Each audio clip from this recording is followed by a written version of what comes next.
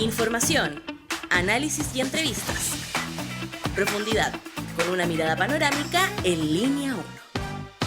Se siente, Línea 1 está presente aquí en Radio USACH 94.5 y canal 50.2 de la televisión digital abierta. También en diariousach.cl, TV USACH 50.1, Zapping 173, Mundo 522 y todas las redes sociales. Somos Línea 1. Muy buenos días a todas y a todos. Daniela Figueroa Videla, comienza la fiesta de la noticia. Así es. Oye, me hiciste saltar con ese saludo tan entusiasta, Alejandro Guillálvarez, en este miércoles. Me encantan los días miércoles, día bisagra, y además un miércoles especial porque es semana corta y comenzamos por fin este mes de abril, que no es que le tenga, digamos, un aprecio especial al cuarto mes, sino que ya estaba, pero hasta acá, y me imagino que mucha gente con marzo. ¿Ha estado en Portugal en abril? No he estado ni en Portugal. Abril en Portugal hay en una ningún canción mes. famosa. ¿En serio? ¿De quién es? Es que es un cambio de estación. Entonces, claro, los colores. Allá es primavera. Claro, están y entrando y nosotros estamos saliendo. Ya, lo más importante es que se acabó marzo porque pucha que costó y muy, muy intenso. Y esta noche, Alejandro, seguramente tú ya la viste, sobre todo de tu vista privilegiada. Luna llena. Luna llena. Pero hoy, en la noche, es la luna llena propiamente tal, el plenilunio. Claro, que, yo soy lunático, usted sabe. No, sí, yo vivo también. La luna, decía mi madre. Tenemos lunas distintas, pero sí. Y hoy, a partir de las 9 de la noche, pasadito, y hasta las 11, se va a producir entonces este plenilunio que tiene nombre de la luna rosa. Así que súper bonito. El hombre vuelve a la luna, el hombre y la mujer, esta vez van con mujeres. Pero año. no, sí, y ahora van a hacer este viaje viaje alrededor, no van a lunizar. Claro. Exacto. Pero dicen que el próximo año van. Eso dice. Ya, pues, ver para creer. Y lo otro que quería comentarte es la temperatura, que está agradable esta mañana, no tan fresca como ayer. 13 grados pasaditos tenemos a esta hora, la mínima fue de 12,9, sí, casi 13, lo mismo que tenemos ahora en Pudahuel, y se esperan 27 grados para esta jornada. Vuelve a subir el día viernes a 29, no quiere irse el calor. Lo bueno que dura poco, como tú bien has dicho.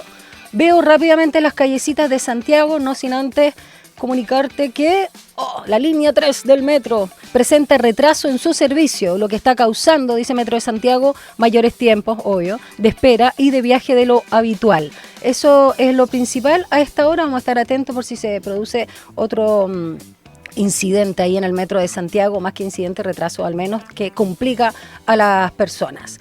Y en las callecitas de Santiago, veamos qué nos dice Transporte Informa en su cuenta de X. Vamos a ver aquí si hay algo que podamos compartir. Bueno, lo mismo del metro y congestión en camino Melipilla entre sector Ciudad Satélite de Maipú y enlace de Santa Marta. Así que considera el tiempo extra en el desplazamiento y también tránsito lento, y con esto termino, en el túnel de acceso sur al norte entre acceso al viaducto y enlace con Vespucio Sur en La Granja. Considerar, por supuesto, también tiempo extra en el desplazamiento. Vamos ahora con la pregunta del día. Luego de la entrevista que hizo el presidente Kast a la ARCHI, Asociación de Radiodifusores de Chile, la pregunta es: ¿qué es lo que más le llamó a usted la atención de las cosas que dijo? Primera opción: se bajará el sueldo. Escuchó a Parisi, escuchó a otras presiones, pero dijo que él tenía que cantar Gardel, que debe haber cantado ayer. Dijo que según su liquidación de sueldo iba a hacer todas las gestiones para bajarse el sueldo él, que no va a ser algo estructural, y que para el resto dijo que iba a ser transitorio, que lo estaba evaluando. ¿Y los gastos reservados? No dijo nada, ni le preguntaron tampoco. Ese es él. Y ni le preguntaron. Sí, el presidente no usa el sueldo, usa los gastos reservados. Esa es una opción. Pero bueno, ¿la es otra? Una opción. El uso de los indultos, porque dijo que va a indultar primero y después va a cambiar la ley. Sí, y eso a propósito de las declaraciones de Ana Gloria Chevesic, la presidenta de la Corte Suprema. Pero es curioso, ¿no? Lo voy a usar y después lo cambio, para que los otros no tengan esa facultad presidencial. Y para dejar contenta a la presidenta de la Corte Suprema, que objetó esta facultad. Exacto. Y pidió reformar. Correcto, pero primero mis amigos los salvo. Ese es el tema, no, increíble. ¿Y la tercera? El blindaje a la ministra de Seguridad, que ha dado un poquitín de jugo, el blindaje Steiner. Dijo que toda la culpa era del PDI. Básicamente dijo eso, de Eduardo Serna. Cuando hay un conflicto entre tres, ¿quién es el culpable? El menos poderoso de los tres.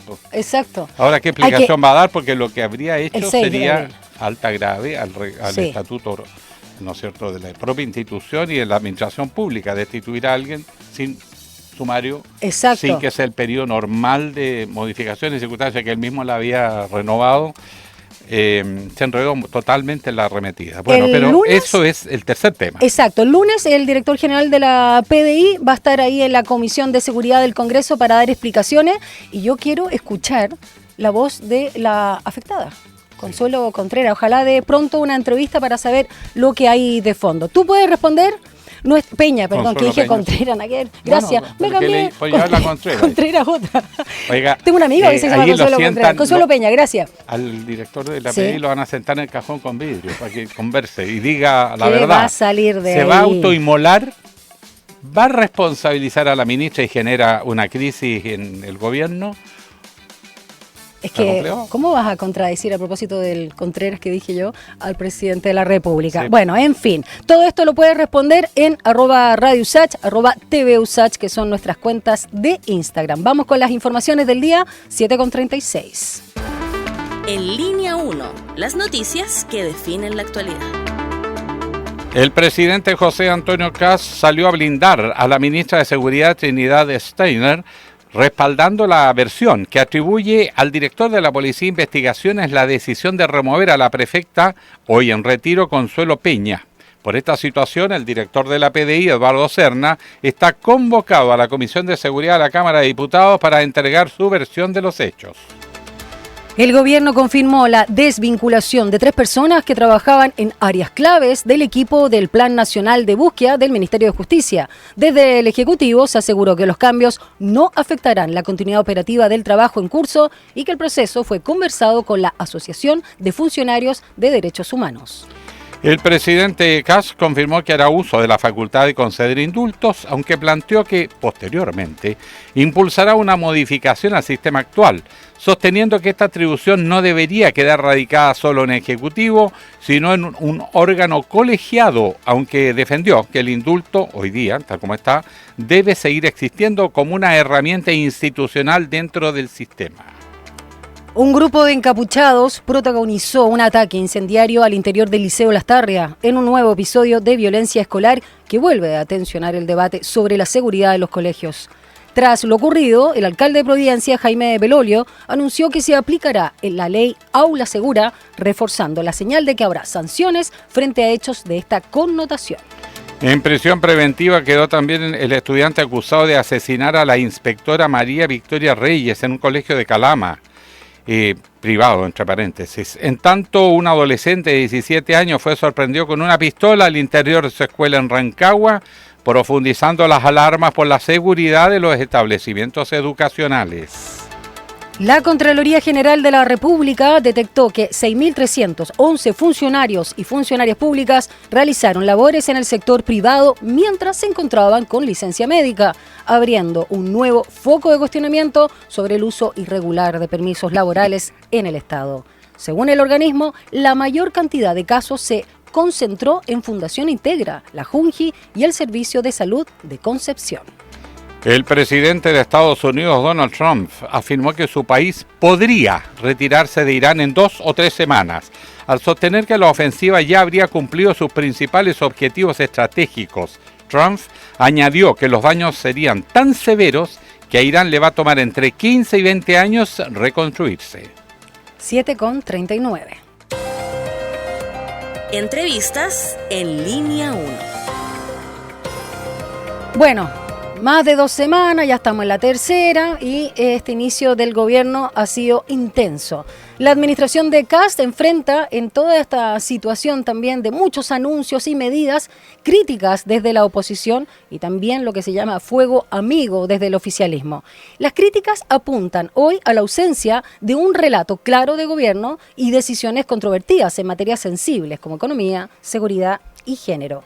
Y el Ejecutivo intenta ordenar su agenda con gestos de contención, como frenar el recorte en seguridad y medidas en convivencia escolar, mientras se enfrenta un escenario económico y social tensionado por el aumento del precio de los combustibles y presiones por seguridad. Y además cuando se acaba de demostrar que sí había plata en la famosa caja fiscal. De esto y más, ¿con quién conversamos? Mario Herrera, director del Departamento de Ciencia Política y Administración Pública de la Universidad de Talca. Profesor Herrera, muy buenos días, bienvenido a Línea 1. Hola Mario. Hola, muchas gracias a ustedes por la invitación. Empecemos por Pablo Longueira, que fue el líder de la UDI durante mucho tiempo, también hijo adoptivo, digamos, de Jaime Guzmán Errázuriz, igual que el actual presidente, donde dice que el gobierno tiene que tener un relato, que no hay relato. ¿Hay o no hay relato? Sí, efectivamente no hay un relato al menos controlado. Ese es uno de los riesgos que tienen las estrategias de copamiento y es que se pierde el relato no solamente para la oposición no es capaz de identificar cuál es el señuelo y cuál es realmente la política pública que genera conflicto, pero también pasa con la misma coalición de gobierno, particularmente cuando es una coalición de gobierno que no tiene grandes niveles de cohesión. Este es, al igual que en el gobierno anterior, un pacto electoral que después se transformó en pacto de gobierno y donde además Chile Vamos quedó en una situación muy desmejorada. Entonces no son capaces de leerse entre ellos mismos y no es una cuestión de capacidad personal, sino que es una cuestión de que el diseño comunicacional es tan enredado y hay problemas en tantas cosas que en definitiva no son capaces de ver hacia dónde va un poco la micro, o si en definitiva esto se trata más bien de teoría del caos, esto se trata más bien de sostener una crisis o problemas en materia económica, social y política al mismo tiempo, y manejar tres conflictos al mismo tiempo es algo sumamente complejo. Para completar la pregunta, dice que no hay relato y resulta que en los principales temas de este gobierno, puros problemas. Lo económico, le salió la crisis del petróleo por la guerra en Irán y le cambió el juego. En seguridad, la nueva ministra no ha hecho más que meter los pies hasta ahora. Y en el tema de la seguridad, ya Perú y Bolivia se pusieron inquietos por el tema de la franja y qué sé yo. O sea, los tres temas están entrampándose. Claro, mira, piénsalo esto como una arquitectura, piénsalo como un arquitecto que construye una casa. Tú tienes los cimientos que debiese ser esa base política hoy día estos ministros no la tienen, la ministra de Seguridad no la tiene porque es independiente, Mara Cedini no la tiene en el aspecto comunicacional, entonces no tienes esa base política que te sostiene o que te ayuda a de alguna forma proyectar a los ministros. Tienes ministros con poca experiencia que han cometido ciertos errores y tienes un presidente que a casi 3 semanas de haber iniciado el gobierno tiene que salir 2 veces a defender a un ministro en circunstancias de lo que uno espera en las primeras semanas de gobierno es que ocurra todo lo contrario, que sean los mismos ministros los que vayan a defender al presidente. Entonces le lleva el conflicto a la moneda, le lleva el conflicto a la figura presidencial, cae en términos de aprobación y el resto de los cimientos, si tú quieres ver así la base de esta parte política, los cimientos en términos sociales, también empiezan a tambalear un poco, porque estas son cuestiones que, como tú muy bien decías, sí afectan a las grandes crisis que en algún momento identificó muy bien Republicanos y muy bien Kast y que se sintonizaron con la ciudadanía, que son en materia de seguridad, con una ministra que hoy día está cuestionada, en materia de migración, con resultados que no llegan. Ayer en la entrevista de la Archi, el único resultado que fue capaz de mostrar Kast fueron 10 kilómetros de zanja, o sea, y un par de conversaciones. Ese no es el resultado que la gente esperaba y eso tampoco es lo que él prometió. Y en materia económica, una crisis desatada con un ministro Quiroz que tampoco tiene este sostén político. Entonces, no tienes ni el sostén político ni los pilares en términos sociales. Ya vamos a ahondar sobre lo que fue justamente esta entrevista con las radios chilenas del presidente Kast en La Moneda y todo el despliegue, los verbos incluso que usó. Y voy a rescatar unos que también utilizó el día de ayer y que también lo ha mencionado otras veces, ¿no? Esto del tema de vamos a ser creativos, los vamos a sorprender. Y me detengo también en lo anterior, el relato, porque cómo se entiende también que en un inicio dijeron, desde antes de incluso ser electo, nosotros hacemos las cosas bien, ya estamos trabajando, tenemos un deadline, una cuenta regresiva, sobre todo para el tema de migraciones y de seguridad, y básicamente nosotros somos serios, podemos ser fome, podemos ser aburridos, pero hacemos las cosas bien. Y además, todo este tema estamos trabajando por usted, que es el eslogan, y además el no hay plata, porque siguen reiterando, incluso cuando desde la DIPRES ya han confirmado que la caja fiscal se duplica en febrero y supera los 3.600 millones de dólares. Entonces, ¿qué son estos? ¿Son solamente eslogan? Parte de una campaña que no logran rearticularse en una narrativa sólida, que es lo que se le llama el relato, porque mucha gente diría, no, pero ¿cómo que no? Si tiene relato, es que ellos hacen las cosas bien, son serios y hay que apretarse el cinturón. Sí, mira, voy a parecer más profe de lenguaje que profe de ciencia Ya, no, me política. encanta. Pero son importantes los verbos y también los tiempos verbales. Porque acá hay un tema con los tiempos verbales y se vio mucho en la entrevista ayer, que es el tema de un cast que transita entre soy el cast de la campaña, voy a hablar hacia el futuro, versus el cast que hoy día está administrando, que es un cast que tiene que hablar más bien en términos de presente. Y ahí es donde empiezan a aparecer ciertas contradicciones que sí golpean en la línea de flotación. Porque cast tiene que al mismo tiempo ofrecer respuestas rápidas, pero también decir que gran parte de las cosas las van a estudiar. Entonces empieza un juego que es un juego difícil para él de sostener y donde está con el tiempo en contra, porque en definitiva para algunas cosas le quedan 6 meses y bueno, y después de esos 6 meses, ¿qué pasa? ¿Se acaba la emergencia? ¿O vienen las soluciones? ¿O va a venir el gran...? Y es lo que continuamente la gente de alguna forma ha estado esperando. O sea, desde la campaña que él viene jugando un poco con los tiempos, pero los tiempos ya le empiezan a pasar la mano. Él mismo dice en algún momento de la entrevista que la gente no puede esperar 6 meses más para una solución en tal materia, pero después dice que en 6 meses viene la solución. Entonces, como que ese tipo, el manejo de la urgencia y el manejo de la emergencia, de los tiempos, es muy relevante si es que lo que él quiere sostener es la idea de que hay un gobierno de emergencia. ¿Se le diluyó entonces toda esa fuerza, el ímpetu y para algunos incluso la arrogancia que presentó en su relato de campaña? Sí, uno podría pensar de que eso es parte también de la estrategia, como siendo un poco abogado del diablo y pensar de que en definitiva cada presidente siempre termina la luna de miel, o sea que la luna de miel en algún momento se iba a acabar y era mejor que se acabara de una forma controlada a que se acabara por un conflicto mayor. Esa es una forma de pensarlo también, pero es difícil que un presidente quiera eso. ¿Por qué? Porque hay como 3 escenarios de aprobación. Está el escenario de aprobación de la luna de miel, donde la aprobación es alta, más alta que la desaprobación. Luego tienes el escenario que es el escenario catastrófico, que es cuando el presidente baja su aprobación por debajo de los niveles de su grupo más duro. Ese 30% en el caso de Boric, que se mantuvo fiel y firme durante los 4 años de gobierno, y ese núcleo más duro que no se mantuvo fiel en el caso de Piñera 2 y que llegó eventualmente hasta el 4%. Eso es lo que quiere evitar Kast, o sea, llegar a ese 4% y perder a sus votantes más fieles. ¿Cuál es el problema? Que hoy día esa forma de evitar esa última caída, que es la caída más riesgosa para un presidente, es manteniéndose firme en convicciones que son convicciones de derecha. Y con eso nunca va a volver a revertir esta situación y nunca va a volver a acercarse al 50%. Esa trampa es la que está hoy en día. Y por eso lo hace hablar y jugar como con los tiempos, jugar como con la ideología, jugar como con las propuestas, porque no sabe mucho a dónde ir. Y ahí es donde efectivamente Pablo Longueira tiene razón. Se pierde el relato, porque no saben muy bien para dónde ir. Si es una batalla cultural, si es una batalla social, y el mismo caso ayer lo dijo, no, esta no es una batalla cultural, sino que es una batalla social, pero parece que para sus sectores eso sí es importante, y hoy día los necesita más que nunca. Ahora, hay una, dentro de las contradicciones múltiples, ¿no?, que estamos viendo en estos días, es que el gobierno da puras señales que en vez de unir al país y mantener la luna de miel más tiempo, es provocar.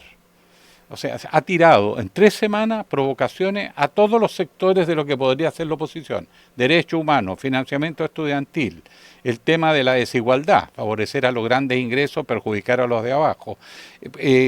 ¿A qué apunta este diseño provocador, tipo Trump o Milei?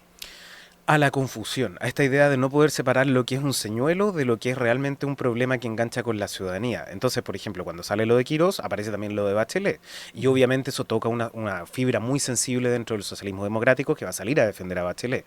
Entonces, en vez de discutir de algo que golpea directamente a la ciudadanía, más bien se traslada el espacio hacia la política y hacia este tipo de cuestiones que no golpean tan directamente a Kast. ¿Cuál es el riesgo de eso? Que la oposición no está lo suficientemente armada como para salir a reaccionar a cada una de las frases. Yo quiero pensar de que hay una cuestión de aprendizaje, pero también hay una cuestión de todavía de acomodo dentro de la oposición que no ha sido capaz de salir a responder, y esa no respuesta ha terminado siendo positiva. Si te fijas, el único error forzado que ha tenido la oposición durante estas 3 semanas ha sido lo de Manucheri con los guantes, y fuera de eso el resto han sido respuestas relativamente estándar, un socialismo democrático que todavía está bien a la expectativa y que controló a Chicardini en su momento a propósito de la discusión en el Senado. Lo hizo Paulina Bodanovich, de hecho. Exacto, o sea, no es una oposición que todavía está en la parte de la obstrucción, un presidente Boric que está recorriendo Chile, que está en un plan completamente distinto, no está siendo el líder de la oposición tampoco. Quiero ir ahora un poco a esta señal que está dando el presidente Kast como con una aplanadora, ¿no? Llama la atención la cantidad de decretos que ha retirado y no ingresado. Los retirados propiamente tal son 85 y con no ingresado suma un 94. Por eso también la prensa habla de casi 100 decretos o reglamentos para que avancen o no algunas leyes que fueron promulgadas en la administración del presidente Boric. Es normal, es natural que suceda esto como auditoría pero está el tema que siempre también Alejandro ha manifestado, esta falta de continuidad de la idea del Estado, ¿no? Que va más allá de tu programa. Y acá muestra también nuevamente esto, nosotros vamos a hacer las cosas bien, vamos a auditorear todo, vamos a revisar todo con lupa, porque es como el peor gobierno que ha existido, ya superó a Piñera y qué sé yo. Sabemos, y esto se suma además de los cargos de confianza, sabemos que ellos tienen la facultad, cualquier gobierno que entra, de gobernar con la gente que sea más o menos afín a su ideología o a sus directrices, y por supuesto también querer revisar si es que piensan que lo hicieron pésimo la administración anterior. Pero acá parece un poco exagerado todo, los despidos y por supuesto, y con el mismo argumento, y algunos más delicados que otros, y por supuesto también el retiro de estos reglamentos. ¿Cómo lo ves como estrategia también? Sí, es un gobierno que ha tenido ciertas contradicciones en el sentido de que como que avanza hacia un lado y después retrocede. En algún momento iba a avanzar en los indultos y después retrocedió con los indultos. En algún momento iba a avanzar con el recorte del 3% a todos los ministerios, luego retrocede en seguridad. Es un gobierno que ha tenido ese problema. Yo te diría que lo de hoy día, lo de la directora del Servicio Nacional de la Mujer, probablemente es la última bala que le queda asociada con ese tipo de estrategias de copamiento. Y si eso no termina prendiendo y si logra la saliente directora un apoyo transversal y que esto se instale como un tema donde logran efectivamente la posición de víctima versus victimario, eventualmente eso sí va a morir dentro de la agenda pública y vamos a volver a cómo las prioridades en este momento no se están enfrentando y cómo no se está notando cierto cambio. O sea, no están saliendo los migrantes ilegales, Exacto. la gente no se siente necesariamente más segura, o sea, no está pasando lo que supuestamente iba a pasar. Y para lo que se prepararon un tanto de más, porque ellos también hacían vanagloria de que... Lo mostraron muchísimo,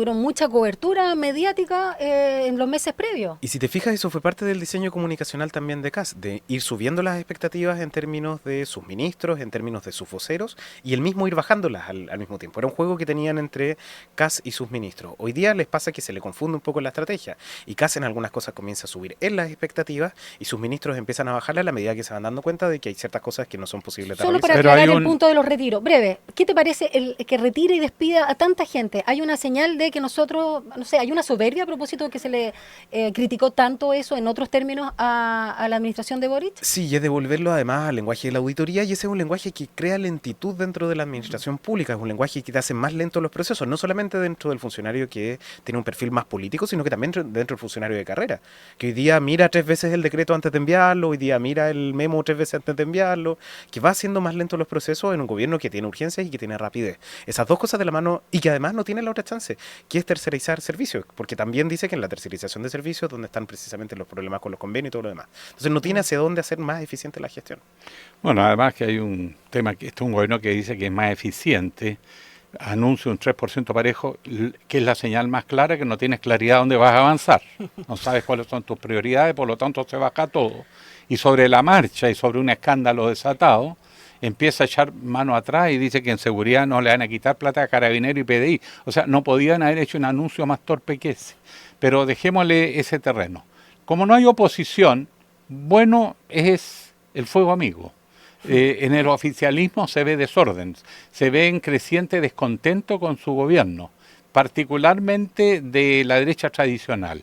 ¿Cómo se está evaluando que los propios senadores y diputados del oficialismo empiecen a citar a los ministros a dar explicaciones? Bueno, a Chile Vamos lo que le ofreció CAS, y por eso es importante la política, o sea, yo reivindico la política como palabra, como actividad, por eso es importante. A CAS lo que le ofreció a Chile Vamos fueron 2 ministerios dentro del comité político, no son ministerios sectoriales, son más bien figuras que además, es cierto, militan en Chile Vamos, pero son figuras que son cercanas a él, o sea, no son probablemente la figura que le propusieron los partidos políticos de Chile Vamos. Y eso tiene sus costos, tienes costos en términos políticos. Hay una guerra a muerte para la elección de la seremía, hoy vence el plazo. Yo creo que probablemente ahí venga un mecanismo de compensación, en el sentido de que quizás en términos de ministerio y subsecretarios no, pero en términos de Seremi sí, y con eso Chile Vamos puede rescatar una futura campaña en términos de diputados, en términos de alcaldes hacia adelante. Probablemente por ahí venga la compensación. Es la misma experiencia de Piñera 1. solamente que sin este eslogan del gobierno de los más capaces o del gobierno de los más eficientes, sino que más bien con ciertas improvisaciones en el camino. Entonces, por lo menos a Piñera uno le destacaba esa otra parte, que era la parte de gestión, la parte del crecimiento, la parte de ser capaz de empujar una agenda más técnica. Acá no estamos viendo muy bien la agenda técnica y hay conflictos en la agenda política. Mario, a ver, juguemos. Hagamos una suerte de foda del gobierno del presidente Kast hasta ahora, pensando si es que rescatas alguna fortaleza, alguna oportunidad, una debilidad y una amenaza en este presente. Mira, voy a pensar en fortaleza porque he sido muy fatalista hasta ahora. Realista. Es la realidad nomás, pues sí. Sí. No es uno que le pone. A ver, fortaleza. Mira, yo creo que la idea de llegar con un diseño comunicacional es bueno, es algo positivo y es algo que lo diferencia a gobiernos anteriores. El discurso del 11 de marzo, el discurso cuando él asume, este discurso que volvió a ser fome, igual que el de la campaña. Menos mal que era fortaleza. Es positivo, yo creo que esas cosas son positivas. En la medida en que la oposición se normaliza y en la medida en que el gobierno se mantiene tranquilo, obtienen buenos resultados. No necesitan salir a dar esta disputa más bien de guerras ideológicas, de batallas culturales y ese tipo de cuestiones, sino que más bien mantener la calma y mantener el equilibrio.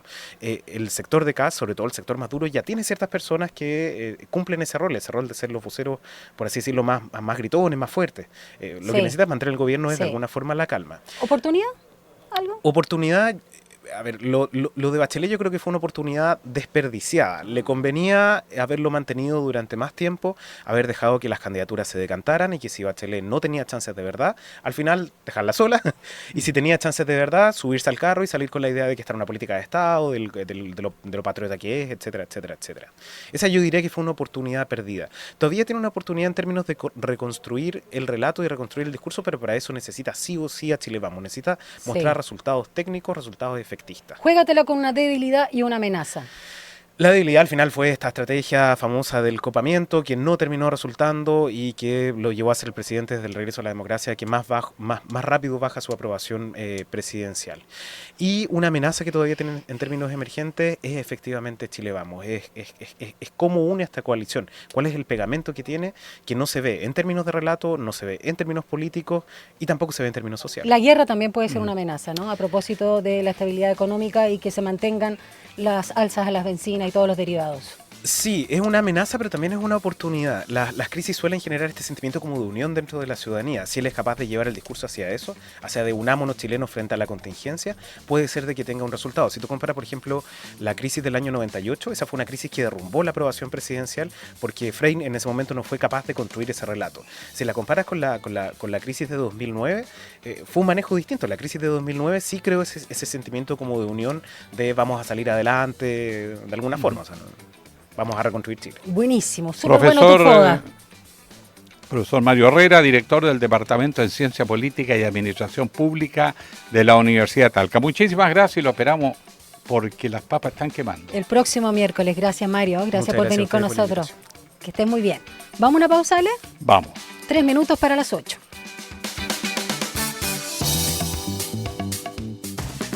Estás en Línea 1.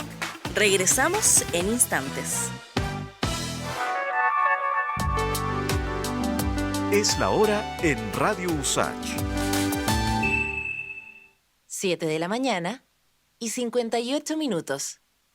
En Mimbu cumplimos 60 años construyendo casas que después se transforman en hogares, cada una con una historia distinta, como la de Esteban, que hoy puede tener su casa propia para vivir mejor junto a su familia en Arica.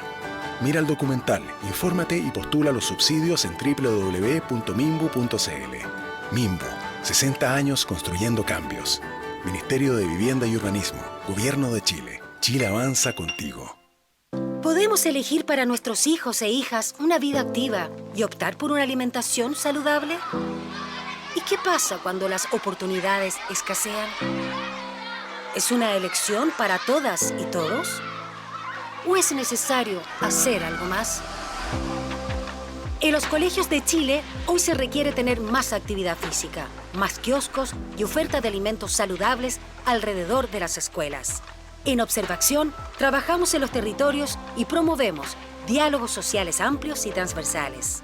Así, repensamos los sistemas y entornos que influyen en cómo comemos y cómo vivimos. Porque la vida activa y la alimentación saludable no son un eslogan, se construyen. Infórmate, participa, cuestiona. www.observacion.cl. En Instagram, @observacion.cl. Proyecto Fondef ANID, Escuela Más Saludable. De regreso a Línea 1 con una mirada crítica y en profundidad. Línea 1 y las noticias que marcan la actualidad.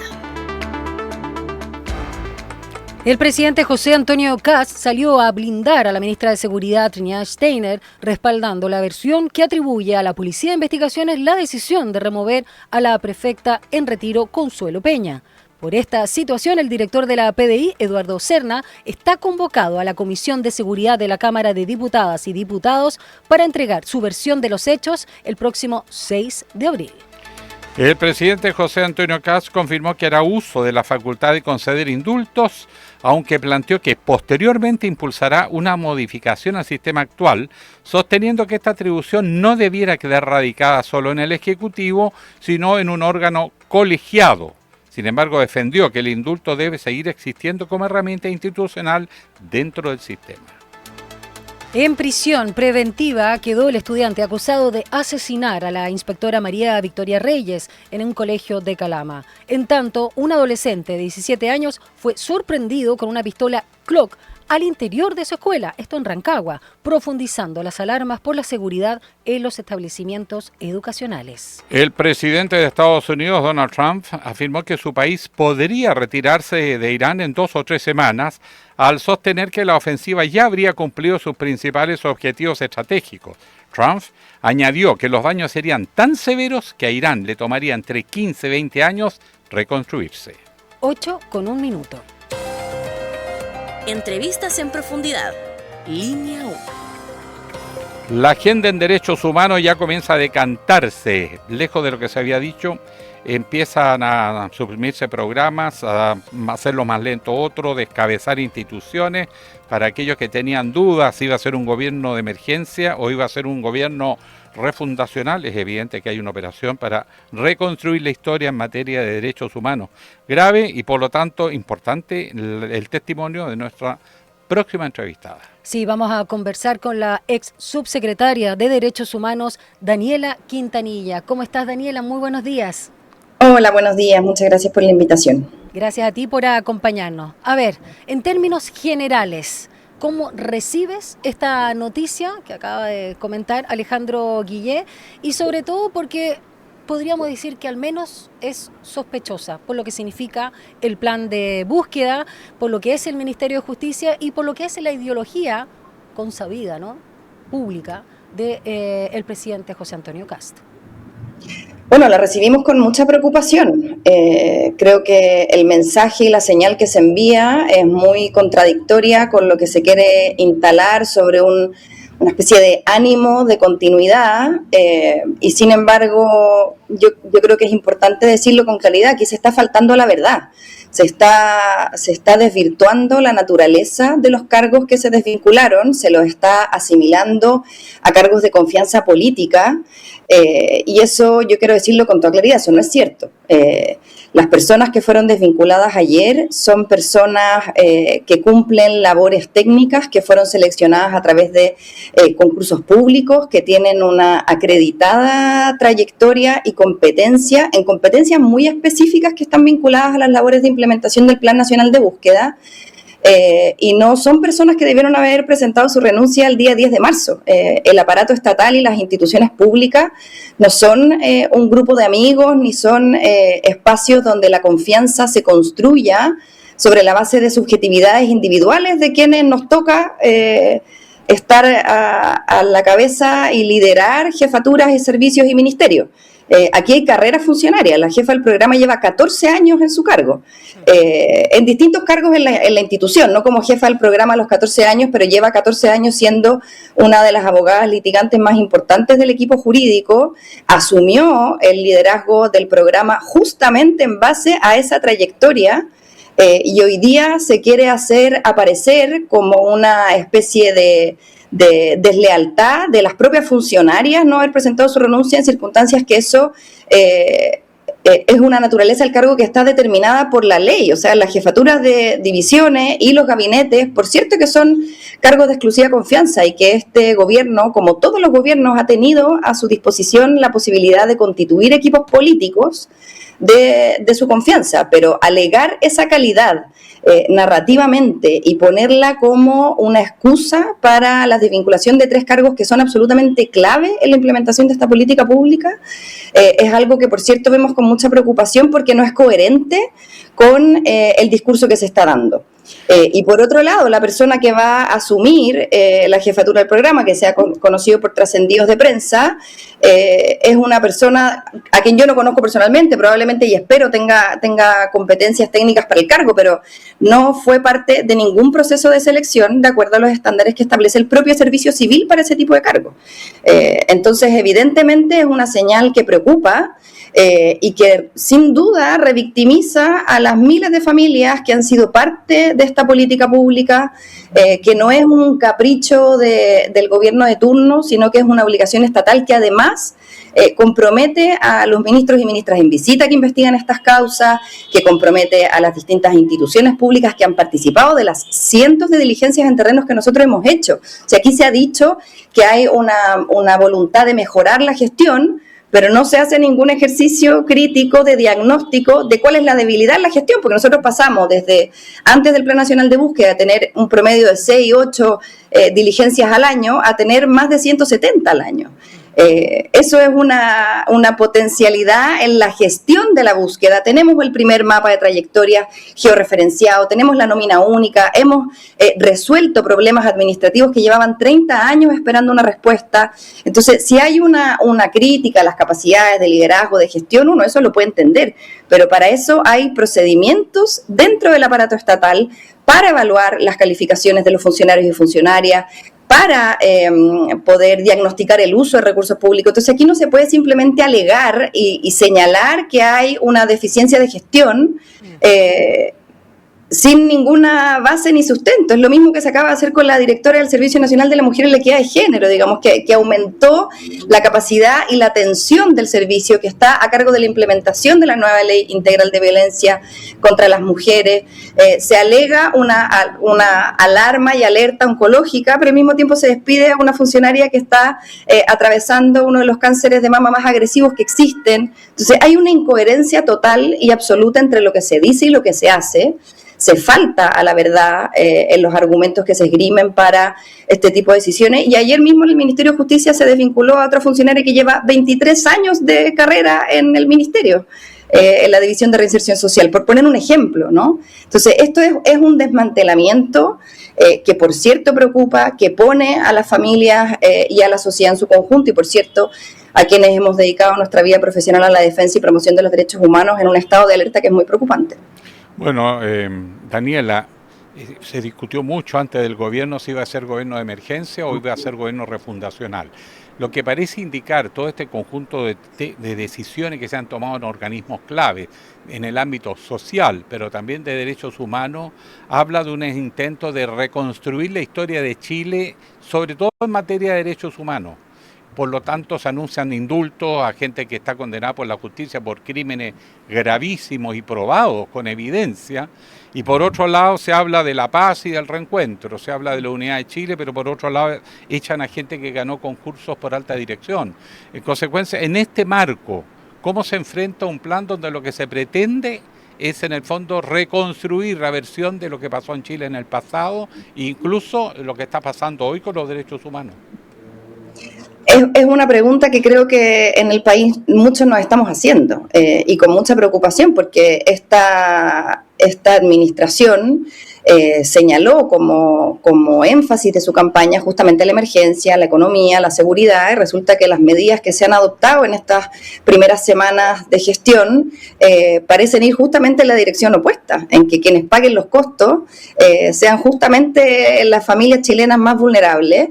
Se toman decisiones con encuadres narrativos bien grandilocuentes de un Estado en quiebra, de un déficit de gestión, y se anuncia que hacia el futuro se conocerán más detalles, pero resulta que todo eso no parece anclarse en ningún criterio de realidad, sino más bien justamente en un ánimo de transformar políticas públicas históricas que han ido en directo beneficio de la ciudadanía, como el plan de búsqueda, como las formas de cálculo del impuesto específico a la gasolina, ¿no? O sea, se dice que estamos en un momento inédito, que nunca en la historia había estado el petróleo a este valor, y eso no es cierto tampoco, ¿no?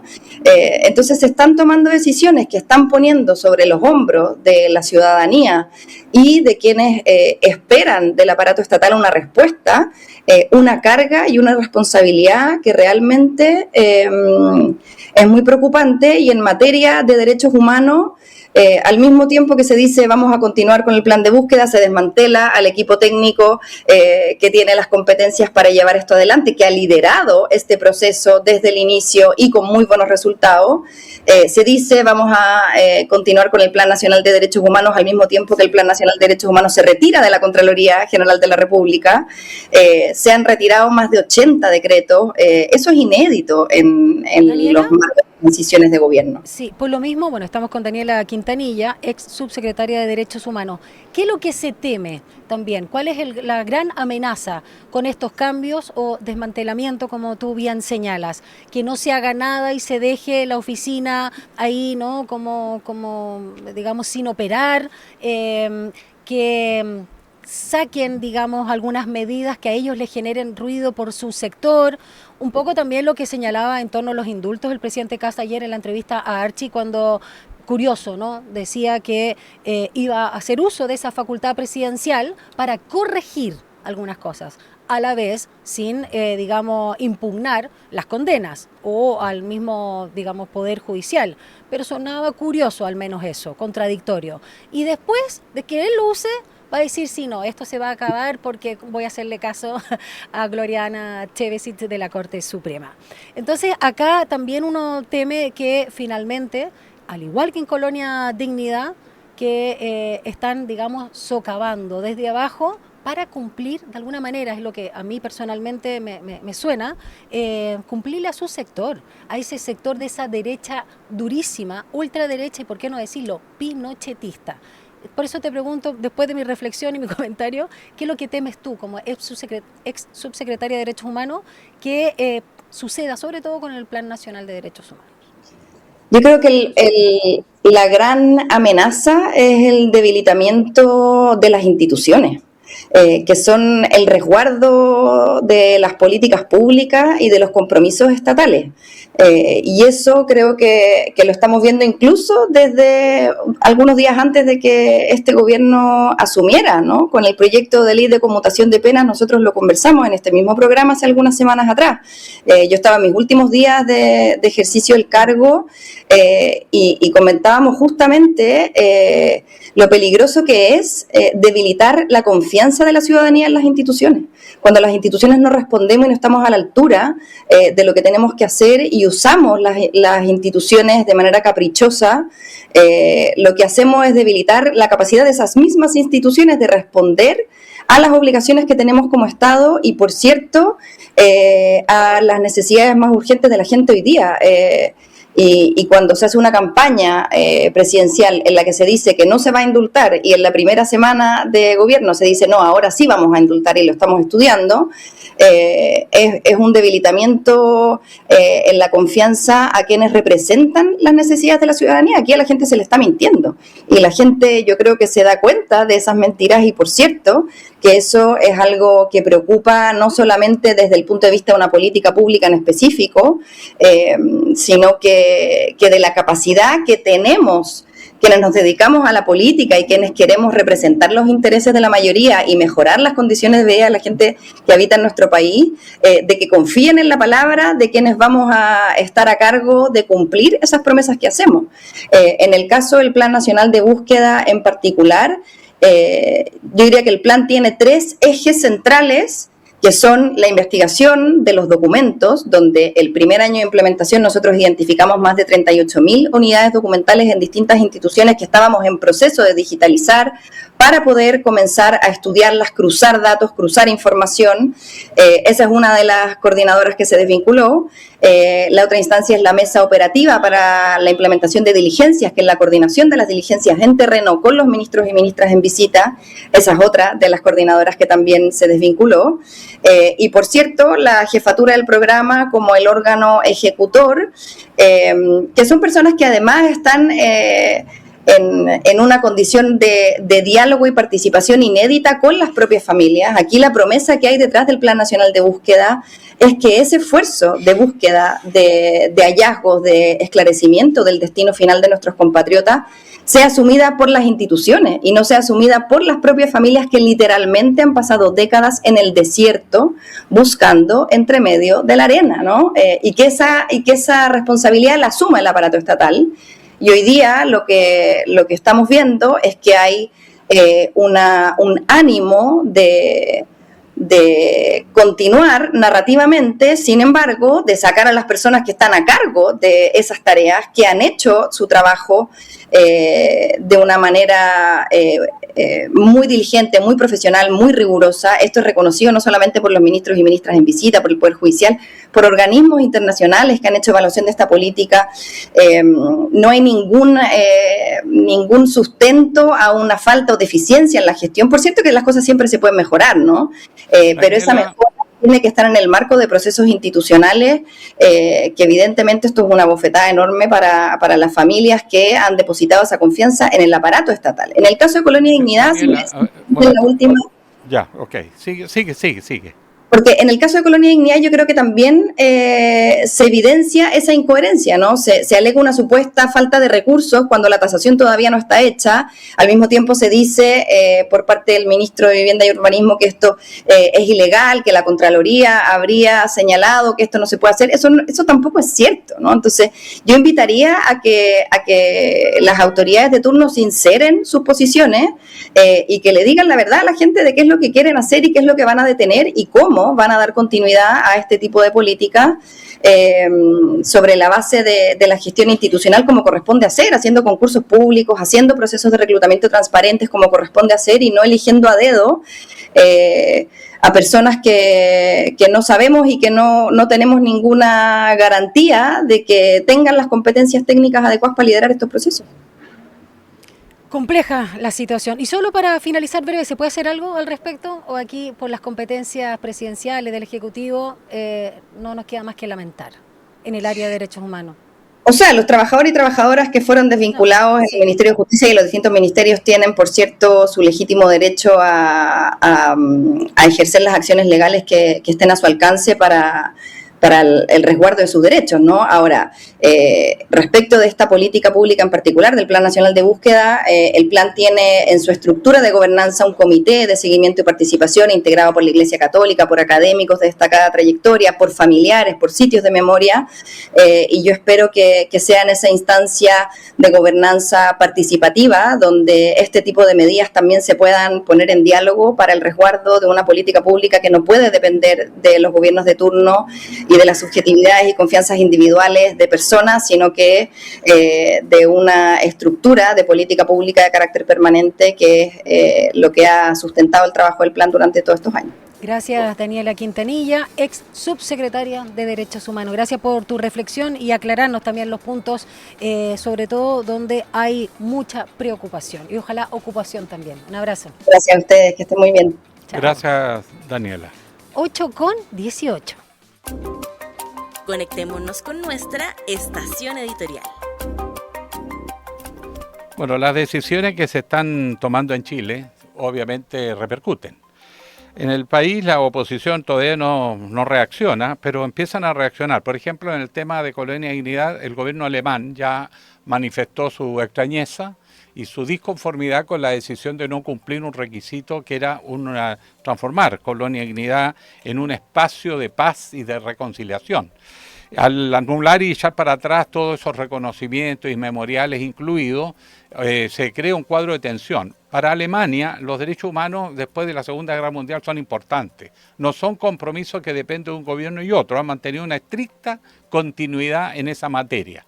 Y por lo tanto les extraña que en Chile, hechos tan recientes, porque estos no son 50 años atrás, 100 años ni 70 años, como puede haber sido en Europa, sino que son tan recientes que lo estábamos viviendo hasta hace muy poco, les parece inconsistente de parte del gobierno chileno que se eche para atrás esa decisión, toda vez que ahí se violaron derechos humanos, no solo de chilenos, también de alemanes. Exacto. Por eso que el gobierno alemán ha influido y se ha jugado por esto, está reparando a sus propios conciudadanos que fueron realmente víctimas, además de abuso y un montón de cosas que todo el mundo sabe.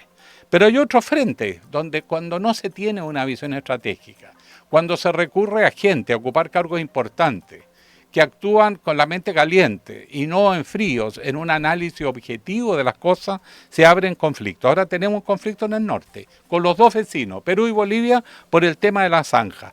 Todos saben que la zanja es inútil, la van a pasar. He visto este fin de semana con mi señora cantidad de documentales sobre cómo los migrantes ingresan a Estados Unidos y a otros países, pasando por arriba de los muros, haciendo cuevas por debajo. O sea, eso solamente lo que hace es incentivar la creatividad para buscar una salida. Hay que hacerlo quizás, pero eso tiene consecuencias. Desde luego, en el presidente de Bolivia, que se supone que es de una cierta versión ideológica relativamente cercana al actual gobierno del presidente Kast, Rodrigo Paz, se mandó un discurso que yo cito, que está en la prensa de hoy, entre paréntesis, en el mostrador. Nosotros, dice el presidente de Bolivia, no hacemos zanjas. Nosotros hacemos puentes de integración para unificar a las 5 naciones que están en torno a Bolivia. Bolivia está en el corazón de América del Sur, limita con muchos países. No hacemos zanjas, solo construimos puentes de integración y lo decimos con una visión de política internacional con todas las naciones.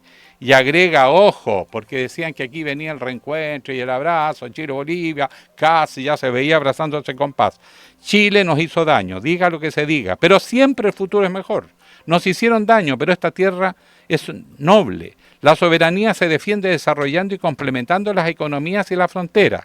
Lo dice el presidente de Bolivia y lo dice en una base naval en frontera con Brasil. Recordemos que los vías fluviales son muy importantes para Paraguay, Bolivia, que es la manera como salen al Atlántico. Pero además hay informe de la administradora de servicios portuarios de Bolivia, que es la que administra el comercio entre Bolivia y Chile.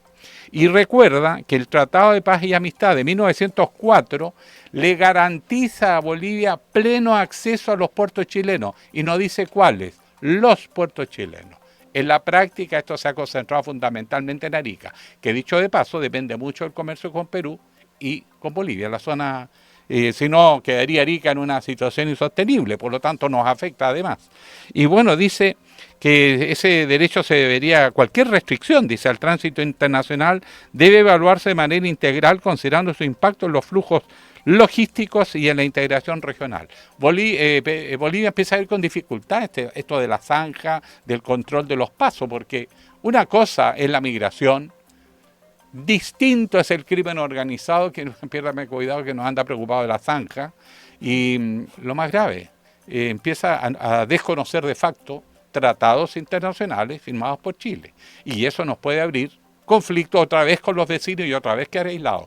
Como una relación que tenía todas las oportunidades de haber partido por la afinidad ideológica de los gobernantes, hoy día el gobierno lo transforma en un problema. Con Perú, cuento aparte, preocupación en Tacna, en los comerciantes, y además se empieza a hablar de que Perú va a construir a su vez una zanja paralela a la chilena, porque está muy cerca de la línea de la frontera. Error tremendo, con los militares ahí en la frontera. Los códigos para países que han tenido problemas en el pasado son muy graves, y por lo tanto eso no augura buenas relaciones con los vecinos.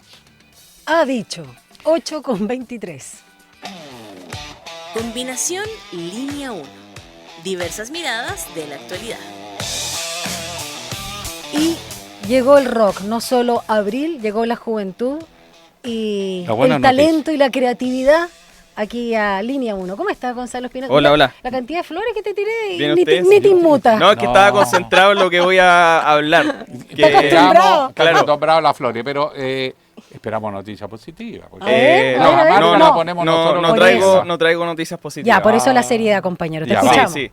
Hoy día quiero hablar de Hernán Meneses, el estudiante de 18 años que asesinó a una inspectora en el colegio allá en Calama, que está siendo calificado como el primer caso de violencia escolar dirigida, así lo calificó la Fiscalía. Que es un fenómeno que puede estar emergiendo en Chile y que ya lo hemos visto en otros lugares como Estados Unidos, donde hay tiroteos masivos cada cierto tiempo. ¿Qué se sabe de Hernán Meneses y de su crimen? Él planificó este crimen durante 4 meses y tenía como blanco inicial los niños, que eran los niños de primero básico, y además él decía, bueno, además a quien se cruce, o sea, claramente ahí lo podemos ver. Esto lo dijo el fiscal jefe de Calama, Eduardo Peña, durante la presentación de los cargos formales en contra del atacante, que finalmente terminó en prisión preventiva. Yo quiero ahondar un poco en el perfil de Hernán Meneses, quien, por ejemplo, el gobernador de Antofagasta, Ricardo Díaz, lo describió como una persona que se aislaba y que, según él, según el gobernador, debido a esto hay que mejorar todo para que las personas se sientan incluidas y nadie esté menoscabado. Según el gobernador también había indicios de que tenía una condición especial, sin embargo se desconoce si hay un diagnóstico de salud mental detrás de esta situación. Y bueno, el gobernador también dice, acá falló la familia, el colegio y nosotros como institucionalidad son situaciones que debemos mirar y dar soluciones en conjunto. Entonces yo quiero plantear aquí esta pregunta: ¿por qué muchos de los responsables de estos ataques en colegios son descritos como personas solitarias? Y hay un artículo que escribió la periodista Olga Kazan, que es en base a todos los sucesos que han ocurrido en Estados Unidos y que busca dar una explicación más profunda de esta situación. Claro. Entonces, ella indica que en muchos casos los autores de estos ataques son calificados como loners, es decir, personas aisladas con pocas conexiones sociales, y que algunos fueron víctimas de acoso, rechazo o exclusión durante su vida, lo que puede generar sentimientos intensos de frustración, enojo o resentimiento. Y hay diversos estudios que muestran que una gran proporción de los atacantes experimentaron bullying o rechazo social durante su vida, y que en algunos casos ese rechazo fue constante y profundo, por lo tanto derivó en exclusión y dificultades para relacionarse, o incluso viene de la mano con un rechazo afectivo. Sin embargo, ella dice que hay un punto clave para no centrarse solamente en el tema de la soledad, sino que también esto está muy influenciado por otra combinación de factores que, por ejemplo, estas personas toman ideas de la sociedad y de la cultura que los influencian para llevar a cabo un ataque violento. Y yo creo que eso es muy importante porque estamos viviendo un tiempo donde se está, digamos, instalando una ideología que insta a odiar, por ejemplo, al que piensa diferente a uno, insta a odiar al que promueve, no sé, consignas que defienden a minorías sexuales, que defienden, por ejemplo, a los inmigrantes, y esto también viene a reforzar estas ideas violentas. Incluso se señala que algunos agresores estudian casos previos e incluso buscan identificarse con otros atacantes, lo cual refuerza su idea. Entonces, ¿cuál es el tema? Que enfocarse solo en el bullying o la historia personal del atacante, decir, por ejemplo, no, que era una persona solitaria, puede ocultar otros factores relevantes como el contexto cultural o político que estamos viviendo ahora. O sea, es decir, no se trata solo de la historia individual, sino que también de ideas más amplias que están circulando en la sociedad. Y bueno, Olga Kazan acá está hablando también del contexto de Estados Unidos, pero dice que uno de los puntos más importantes es el acceso a las armas. Que yo creo que, por ejemplo, en el caso de este crimen de Hernán Meneses, él estaba con un arma blanca y estaba con una katana, sí. Pero en el caso de otros, episodios que estamos viendo reiteradamente en prensa, por ejemplo, se hablaba de que un estudiante estaba con una pistola Glock en Rancagua. Claro. Entonces, ¿qué está pasando con eso en Chile? O sea, ¿cómo puede ser que los jóvenes estén accediendo a armas tan fácil, porque ya se vuelve algo muy común. Entonces, esto, por ejemplo, lo que dice ella, marca una diferencia muy importante en específico en Estados Unidos, porque dice que el rechazo social y el bullying existe en muchas partes del mundo. No siempre eso deriva en un ataque directo hacia una comunidad, pero allá en específico es muy fácil que una persona acceda a armas. Entonces yo creo que esto es un tema que combina diversas áreas y que por supuesto que las instituciones políticas tienen que ponerse a la altura de entender de por qué están circulando armas en manos de menores de edad. Ahora, interesantísima la reflexión, porque aquí se está hablando, entran con armas, pongamos un bloqueo en la entrada del colegio, un detector. De metales. Pero si, por favor, si uno está en un liceo, basta tirar por arriba de la muralla una arma si tú quieres entrarla, si no es la puerta, es el contexto general. Y la autoridad política, lejos de entenderlo, lo propicia. Cuando tú instalas discursos de odio, de discriminación, de que yo soy superior al otro y lo aplasto, que lo estamos viendo todos los días en las acciones del propio gobierno central, en los propios gobiernos locales que siguen esa misma dinámica de ganadores y perdedores, como yo gané te aplasto, bueno, vas instalando en la sociedad una cultura de la confrontación y donde el éxito se mide no por los medios, sino por el fin. Y por lo tanto los perdedores se van arrinconando, se van aislando y además ayudado por las tecnologías, yo creo que eso del celular y todo enajenado mirándolo, eso va generando respuestas. Esto es un problema que las propias autoridades están incentivando en todos los niveles. Por eso que es interesante traer ese debate, sobre todo cuando vamos a ver temas de educación, porque esto que pasó es el principio. Sí, yo quiero agregar un solo dato, que muchas de estas personas que son solitarias, que no pueden integrarse de manera plena a una comunidad, buscan otras comunidades. Y esas comunidades están en internet. Sí. Y en esas comunidades se difunden pensamientos que son muy, muy peligrosos. No me acuerdo el nombre, era muy específico, pero también a veces están vinculados con ese fenómeno que se llama los incels, ¿no? Claro, o la manósfera. Exacto, que son particularmente misógenos, y no solo, y justamente hay un tema de cultivo, ¿no? Hay de odiosidades varias que terminan en estas situaciones delictuales, porque una cosa es la convivencia escolar, otra es la violencia, y lo otro ya es delito propiamente tal. Un crimen como lo que vimos ahora. Y como ejemplo, el discurso de Milei, el discurso de Trump, y aquí se está imitando, sí, claro, es una invitación al odio, es una invitación a la confrontación. Entonces, no tenés se un punto mide acá que no hace esas cosas. Sí, no se gobierna, oye, no se puede gobernar con el discurso de las campañas. Y aquí se está cometiendo un error, pero bueno, lo vamos a analizar caso a caso, día a día. Gracias, Gonza. Vamos más ratito. Agradecido, no se pierda.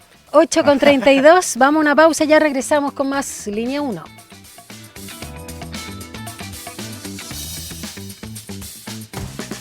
Más contexto y actualidad después de la pausa. Estás en Línea 1. Las bandas y solistas que hicieron historia. El sonido que marcó generaciones con el pulso del rock latino que sigue vivo. Cada domingo a las 5 de la tarde, puro rock. No es solo música, es actitud, es memoria, es energía. Puro rock. Por la 94.5 con lo mejor del rock latino.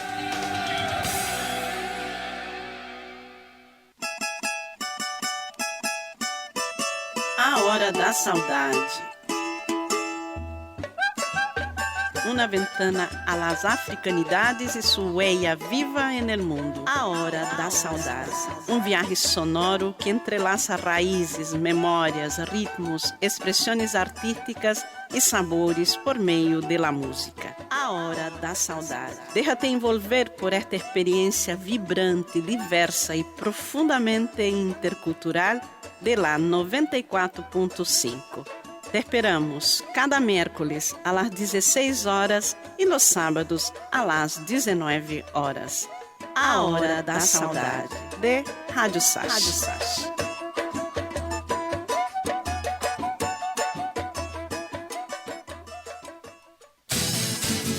Todos los días a las 12 en punto te invitamos a hacer un recorrido por los sonidos más profundos de nuestro país.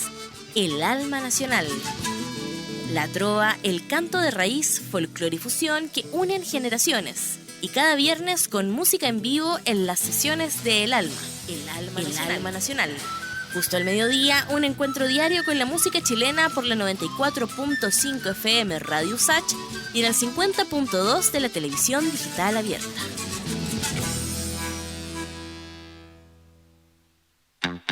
En Enlace Usach aportamos a un debate democrático y diverso más allá de la contingencia, de la mano de una amplia red de panelistas, nuestras nuevas voces. Por una mirada desde la academia, analizamos y proyectamos la actualidad, invitamos a conocer diversas iniciativas en el territorio y damos espacio a esas actividades deportivas que merecen mayor difusión.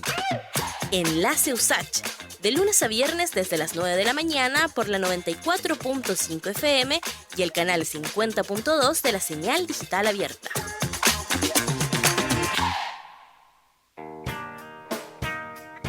Domingo a la 1 de la tarde, una reunión imperdible con esas melodías y canciones que dejaron una huella en nuestras vidas. No quiero soñar 1000 veces más. Nada se pierde, todo se transforma. Te invitamos a viajar en el tiempo por los más diversos ritmos y géneros musicales junto a Ecos del Ayer, música para recordar. Ecos del Ayer. No lo olvides, Ecos del Ayer, cada domingo a la 1 de la tarde por Radio Usach. Nuevas voces. Recuerdos.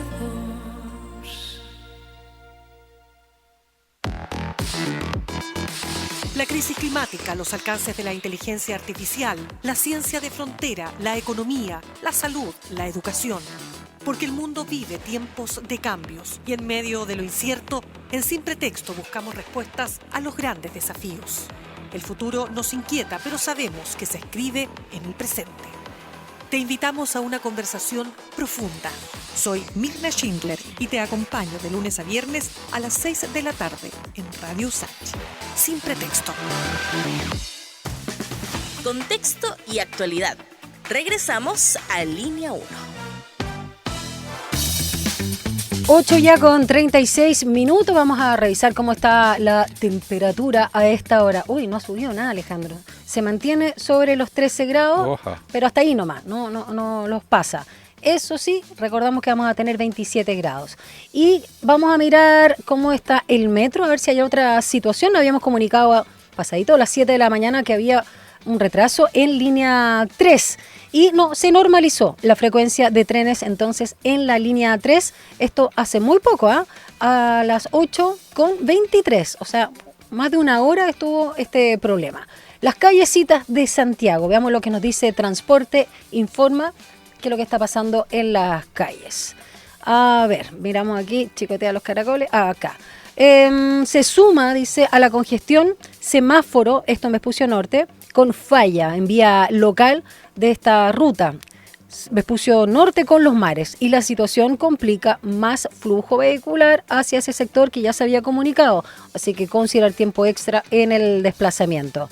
Y también lo habíamos dicho, no es lo mismo, alerta, vehículo detenido se mantiene en el kilómetro 9,8 en Vespucio con dirección a Santiago. La pista central está restringida, la autopista San Antonio, así que conducir con precaución. Eso es lo principal hasta esta hora.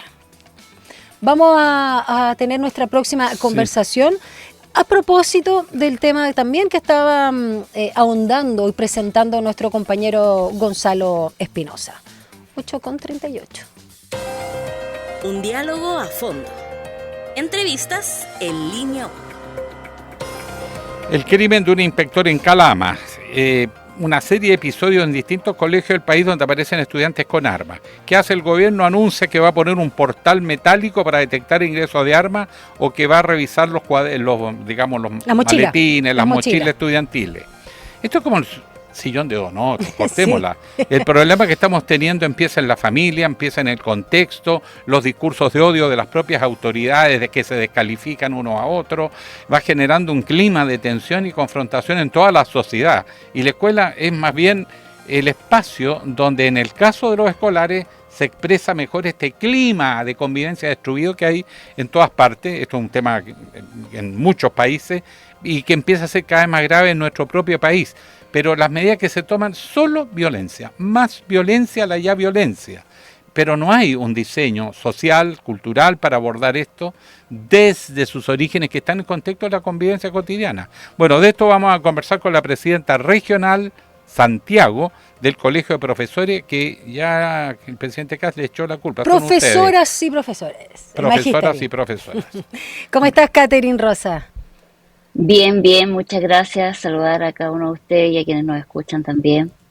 Catherine, a ver, Alejandro presentaba muy bien este tema, que es muy complejo, que yo diría que es no solo multifactorial, sino que la respuesta tiene que ser sistémica, porque estamos hablando de una sociedad. Pero el presidente, José Antonio Kast, particularmente está cuestionando al Colegio de Profesoras y Profesores y a los apoderados por la violencia escolar, donde además, lo decíamos hace un rato, hay hartos niveles. Una cosa es la convivencia, otra cosa es la violencia y, por supuesto, los delitos. ¿Qué te pasa con estos cuestionamientos o críticas que hace el presidente Kast hacia el magisterio?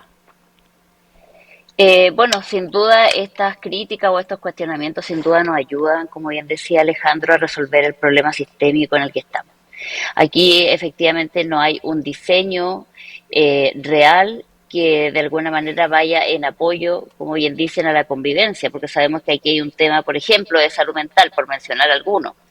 Ayer nosotros tuvimos una asamblea regional donde pusimos en discusión estos temas, porque creo que es importante también, a pesar de todo lo que se ha hecho, discutirlo en profundidad para desde las bases, desde el territorio, desde los profesores de aula también, se puedan entregar algunas propuestas tan necesarias en estos momentos.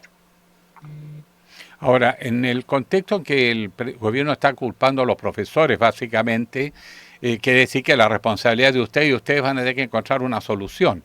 ¿Hasta dónde los profesores pueden manejar una crisis que se viene de todos lados y en la cual, por lo demás, los propios actores políticos están incentivando todos los días?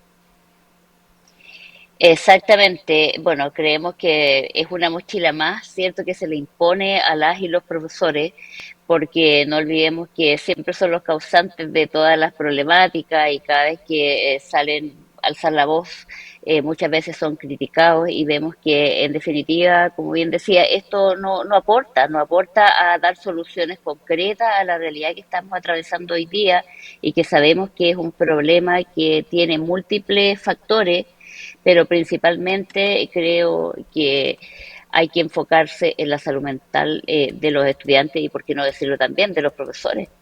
Claro.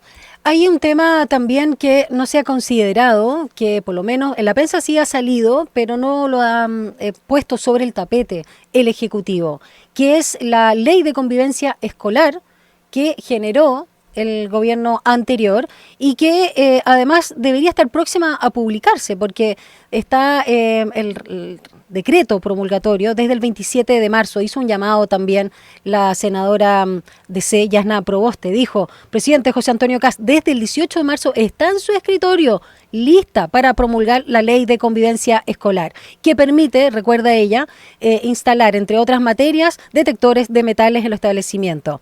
Y pregunta, las familias y estudiantes de Chile están esperando, ¿cuándo la va a promulgar? Y esto en relación a también lo que ha dicho la ministra Arzola, ¿no?, que hay un impedimento de la superintendencia, pero parece que quieren hacer todo de nuevo cuando hay una ley. Y sabemos que no podemos esperar. No estoy diciendo que la detección de armas o de artefactos incendiarios u otros elementos similares sea la solución, pero hay que comenzar a dar no solo señales, sino avanzar. ¿Cómo ve también esta ley de convivencia escolar que se discutió y debería estar próxima a promulgarse en el periodo anterior, pero parece que está siendo desconocida por este Ejecutivo? Bueno, ahí están los plazos legales sin duda que se tienen que cumplir. Entiendo que hoy ya se cumplen los 10 días que exige para poder publicarla. Entonces ya quedaría la última etapa y con eso sin duda sería un aporte, no es la solución y en eso queremos ser claros en bajar las expectativas respecto de esta ley. Pero se tiene que cumplir lo que ya se acordó, ya se estableció. Y creemos también, como bien dicen ustedes, que la detección, ¿cierto?, de algún tipo de arma tampoco va a venir a solucionar el problema. Entonces también hay que bajar las expectativas respecto de esta ley. Creemos nosotros que si bien es un aporte, no viene a solucionar el problema de fondo, porque aquí esto sale en las noticias con estos eventos muy trágicos y después se va olvidando en el tiempo con las urgencias que van surgiendo y no nos hacemos cargo de este problema que es cultural, que es sistémico. Por tanto, tenemos que construir entre todos la solución. Y desde el Colegio de Profesores estamos sí. Justamente en eso, disculpa. Profesora, concretamente esta nueva ley, ¿en qué mejora, en qué medida le da más atribuciones a los directores de los colegios y a los profesores para enfrentar los problemas de convivencia que se están viviendo, bueno, en toda la sociedad y que repercuten en el colegio? Bueno, como bien lo decía, permite que efectivamente se haga este tipo de detecciones tempranamente, pero como bien lo decíamos, o sea, aquí si no se ingresa por, qué sé yo, por la entrada principal de un establecimiento, si hay pórtico, un arma o cualquier elemento, no sé, pues que pueda agredir a la comunidad, se va a buscar otras formas, se va a buscar otros medios. Ya, Sí. entonces creo que no es la solución. Por ejemplo, nosotros ya tenemos protocolos que son los RICES de convivencia escolar, Sí. que en definitiva vemos que no ha sido del todo suficiente. O sea, es una herramienta más, ¿cierto? Pero no nos hacemos cargo del problema principal que está en la base. Y además supone financiamiento.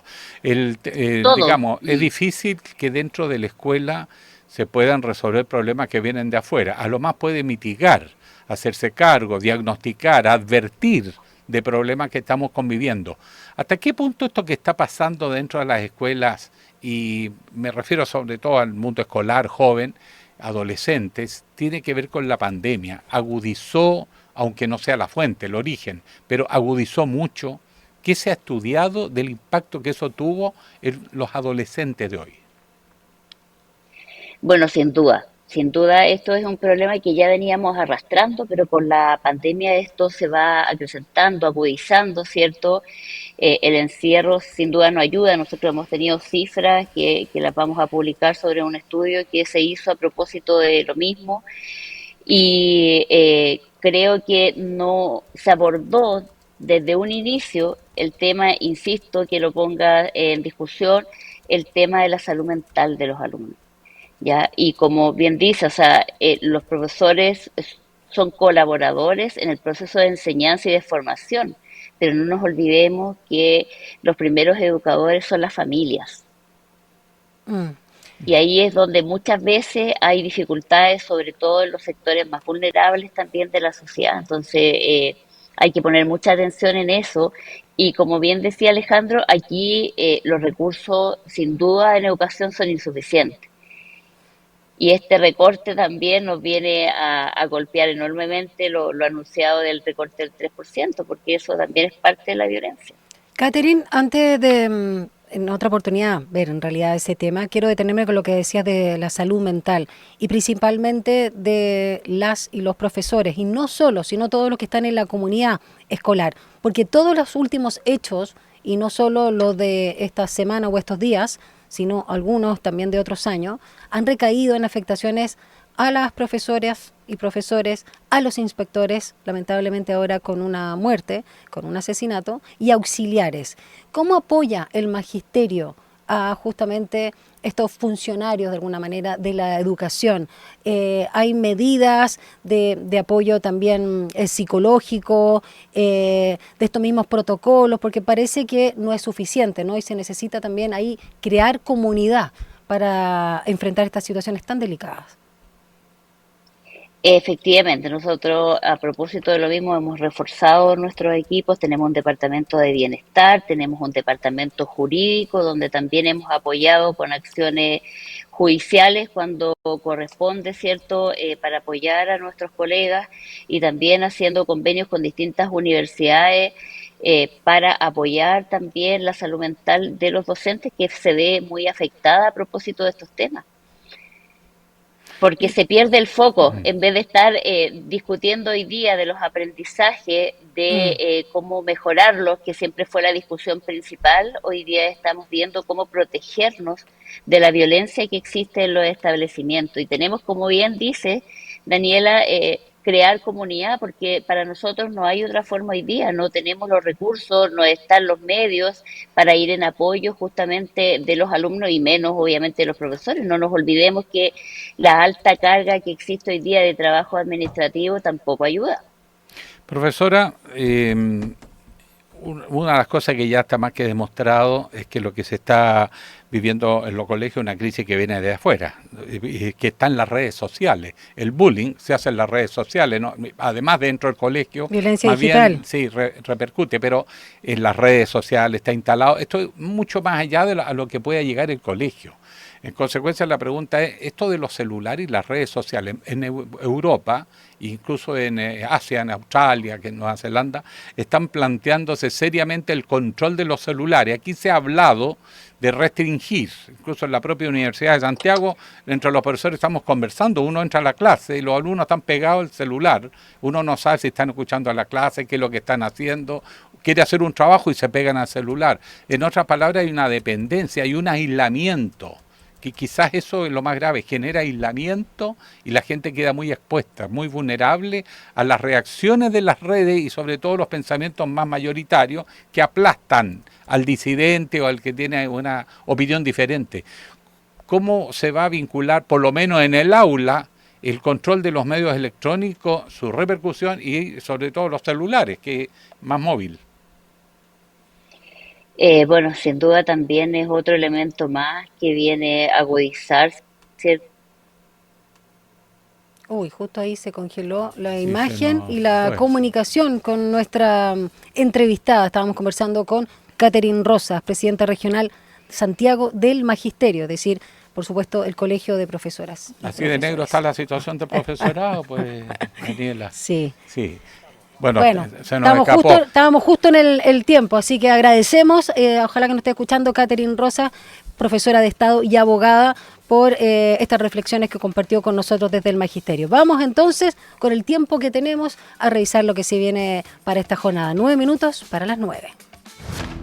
La agenda del día en línea 1. Gonzalo. Ahora, rapidito, Sí, una ¿qué noticia viene? de último minuto. Uy. Gobierno pausa salida de directora de Cernamec tras presentar licencia médica con efecto retroactivo. Esta información la dio el ministro del Interior, Claudio Alvarado, quien informó que se puso en pausa esta decisión. Dice, según detalló, tras la notificación de salida, el ministerio recibió una licencia médica emitida posteriormente con efecto retroactivo. No podemos cuestionar lo que establece un profesional de la salud. Con este nuevo antecedente, la decisión se va a pausar. El nivel de impacto que está causando Sí. esto por la insensibilidad de las Exactamente. autoridades Absolutamente. Y la incoherencia. es enorme y ahí está el por qué se echaron para atrás. Exacto. Así es. Ahora, cuando vuelva, porque se acaban las licencias, ahí igual van a seguir adelante con la ¿Quién publicó eso? Para The seguir? Clinic. The Clinic. Sí. Gracias. En Radio Pauta lo dijo el ministro del Interior. Vamos con la agenda. A las 11 horas, la subsecretaria de Prevención del Delito, Ana Victoria Quintana, junto a los presidentes de las principales asociaciones de municipios y el alcalde José Manuel Palacios, encabezan la constitución de la mesa de trabajo para la elaboración del reglamento de la Ley de Seguridad Municipal. A las 12, el presidente Kast, acompañado de la ministra del Deporte, Natalia Duco, recibió al plantel sub-20 de Santiago Wanderers, que ganó Wow. la Copa Wanderers. Libertadores de su Wanderito, categoría. bien. Y a las 7:30 el Jóvenes. presidente José Antonio Kast asiste a la misa en conmemoración del aniversario 35 de la muerte del senador Jaime Guzmán. Vamos con los de resultados de la pregunta del día. Luego de la entrevista del presidente Kast a Archie, ¿qué es lo que más te llamó la atención? Un 6% dice que le llamó la atención que se bajara el sueldo, el 19% dice que el blindaje a la ministra de Seguridad Pública, Trinidad Steiner, y el 75% dice que el uso de indultos para luego modificarlos. Lo que a mí me llamó mucho la atención. Sí, es que es medio raro. Y eso que no voté, ojo, pero sí. En todo va. caso, solo como dato para los no tan informados. Para el presidente de la República, los ministros, incluso los parlamentarios, los jueces del Supremo, hay gastos reservados. Ese es el ingreso grande. El sueldo es Claro que esos gastos reservados no se explicitan, no tienen que un decir en presidente qué lo de la gastaron, República ¿cierto? no gasta un mango si tiene todos gastos reservados, sale a comer a un restaurante y lo Que era lo que boletea. se hablaba de Manuel Monsalve Sí, en, claro. su momento. Uy, de Se veras. tomaba los picos catedral a costilla de todos los chilenos. Oye, mayo vamos a tener antecedentes o se va a retomar ese caso. Bueno. En fin. Gracias, Gonza. Gracias a ustedes. Gracias, Ale. Nos vamos. ¿Qué viene ahora? Nos vamos. Rodrigo Alcaíno con una nueva edición de Enlace USACH. Hasta mañana. Chao. Chao. Chao, chao.